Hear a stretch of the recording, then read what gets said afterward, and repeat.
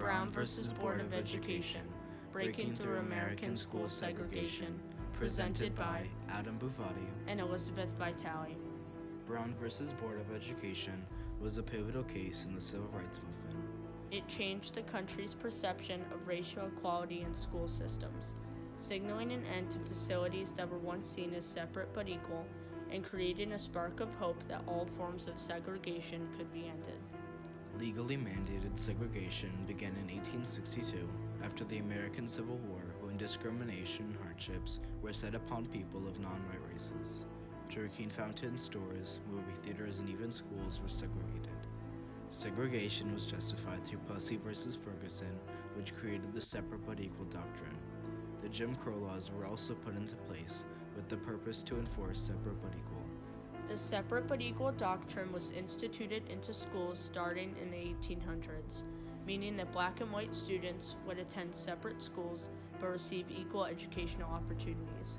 In reality, the schools attended by white children were more modern and better equipped. Student-led protests reformed all of the country, like in 1951 at segregated Adkin High School in Kingston, North Carolina. At Adkin, the students protested for a week after being rejected from having the same educational resources as the local white school. At the start of the 20th century, the National Association for the Advancement of Colored People, or the NAACP, began working for the purpose of integration.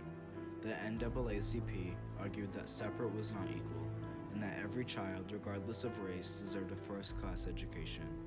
Thurgood Marshall became the chief lawyer for the NAACP in the early 1900s.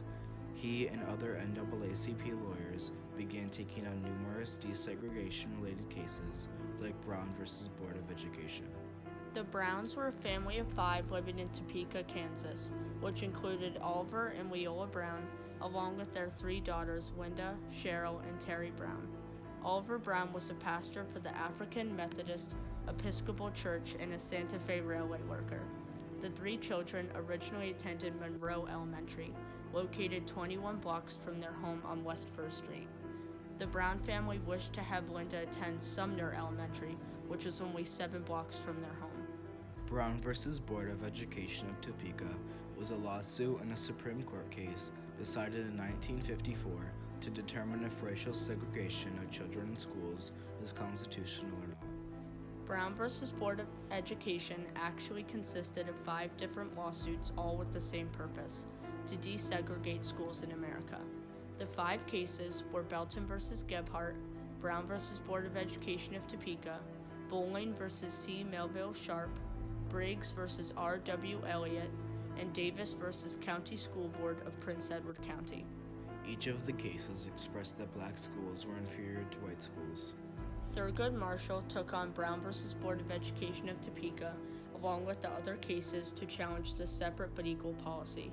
His argument was that segregation in schools harmed minority students by causing them to feel inferior, and therefore disturbing with their ability to learn.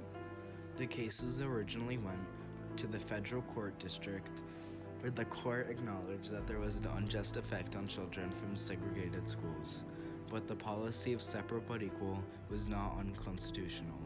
It remained clear that the only viable option was to take the cases to the Supreme Court. The Supreme Court agreed to hear the case in 1952.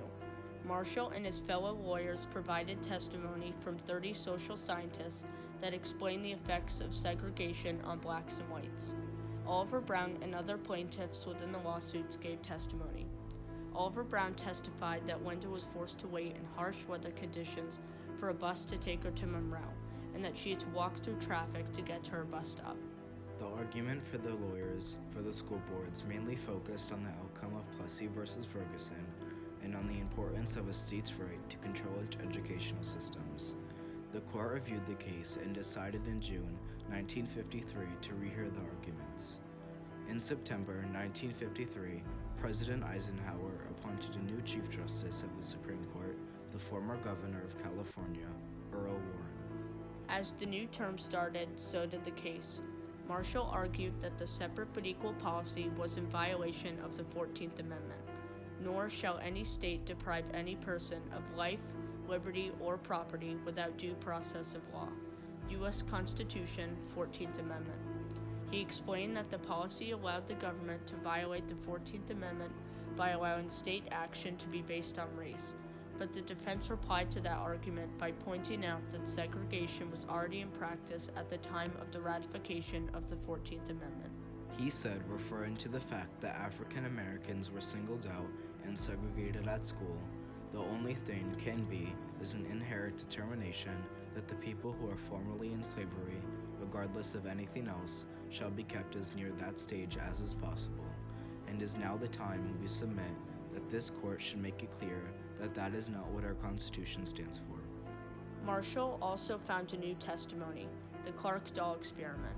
The Clark doll experiment was a study done by Kenneth and Mamie Clark working to see how black children felt about themselves regarding their race. Black children were given 4 dolls, 2 light-skinned and 2 dark-skinned. They were asked questions like, which doll is good or bad, and which doll reminds you of yourself? After the children said the light-skinned dolls were good and the dark-skinned dolls were bad, and that they saw themselves as the light-skinned dolls, the Clarks concluded that black children felt inferior to white children.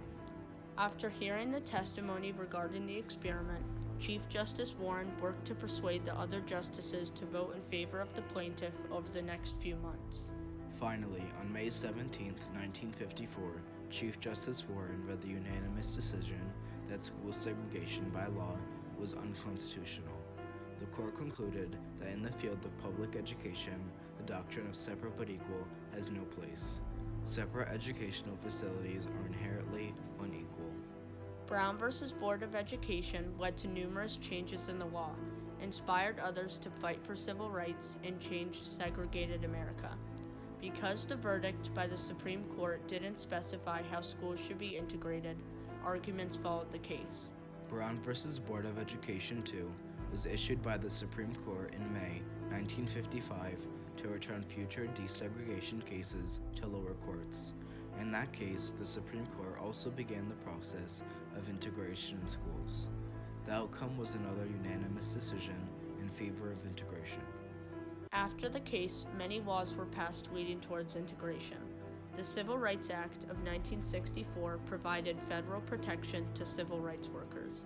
The Voting Rights Act of 1965 enforced the 15th Amendment and outlawed discrimination in voting practices.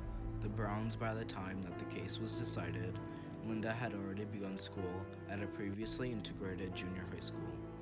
However, her siblings went on to a desegregated elementary school after the outcome of the case. Linda grew up to become one of the greatest civil rights activists in the country. Thurgood Marshall became the first African American Supreme Court Justice in 1967. It is still debated today how to overcome racial inequalities in America's school systems. Brown v. Board of Education was only the beginning for the fight of desegregation and civil rights. Segregation found its way into the school systems where minority students were harmed, causing them to feel inferior and therefore interfering with their ability to learn. The Brown family worked to put an end to this problem, and after that case, such treatment was no longer considered separate but equal. Although legal segregation has been outlawed, de facto segregation exists today in America. It consists of segregated schools created by differences in financial classes. Even though de facto segregation is not supported by the law, it still occurs. Civil rights activists are still working today for total integration in America. Brown v. Board of Education jump-started desegregation in American schools.